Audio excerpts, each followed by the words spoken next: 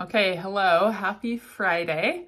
I'm going to talk about something I've talked about many times before, but it feels relevant to, well, it's always relevant to recovery, but especially just the conversations I've had recently with people in regards to recovery.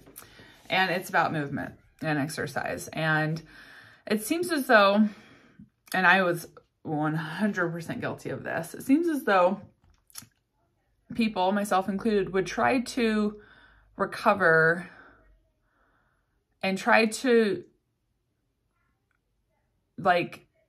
end the movement compulsion by challenging ourselves to feel uncomfortable, to say no to certain forms of movement or exercise or whatever it is, but also still allow for just a little bit to feel okay and somewhat comfortable, right? And so it's like you push yourself to a degree of discomfort, but once it became more than you felt like you could handle, you'd give in. And this kind of goes back to the video I did the other day about poking holes in a balloon, right?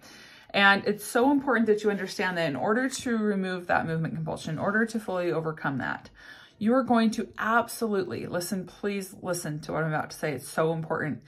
You absolutely have to, and will, if you want to overcome this, experience that very intense, irritating, almost claustrophobic, crawling out of your skin, anxiety that comes up as you are deliberately choosing not to move. And that can be as sneaky and small as things like doing some kind of little stretch that you do when you get, to a certain room in your house or up to the top of the stairs. Or it could be as sneaky as, I don't know, sweeping your floor when really you don't need to. It can be as sneaky as taking multiple trips somewhere in your house. It can be the things that nobody would ever question you on, right? The formal exercise, that's more blatant. The going to the gym, obviously, okay, we're in recovery and we're not supposed to be working out.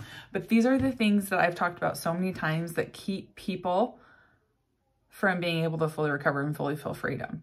And so if you're trying to recover and you're like, yeah, I'm doing so good, like 95% of the things I used to do, I'm not doing anymore. I still have these few little niggles things here and there, but they're what keep me at bay from completely feeling like I'm gonna have a panic attack.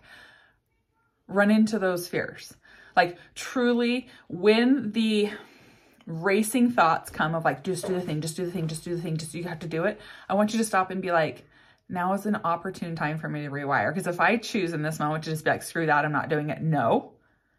Wow, my brain's going to really observe that this was something that I actually have control over and I don't have to do anymore.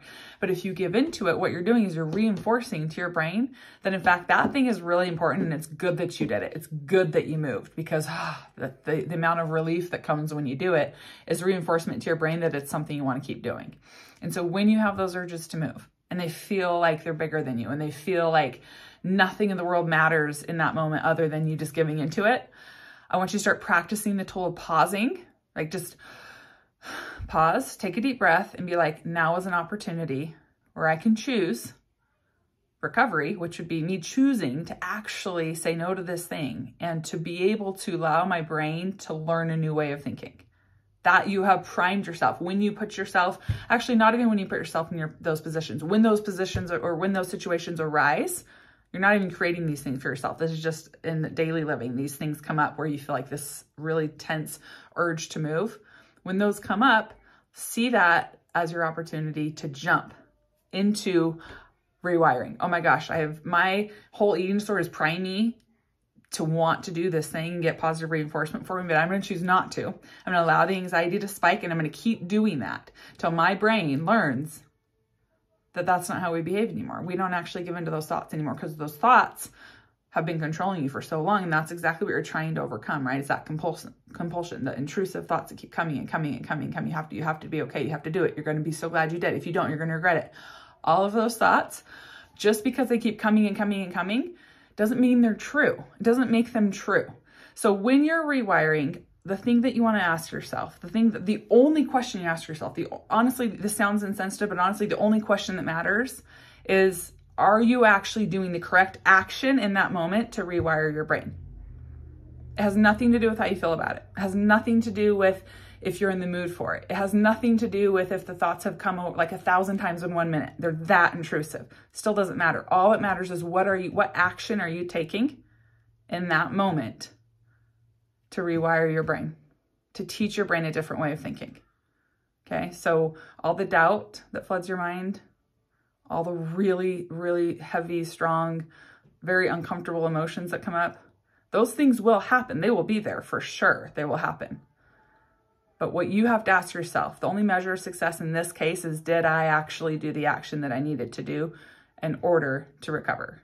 And that action, usually when it comes to movement, would be sitting down and just being still.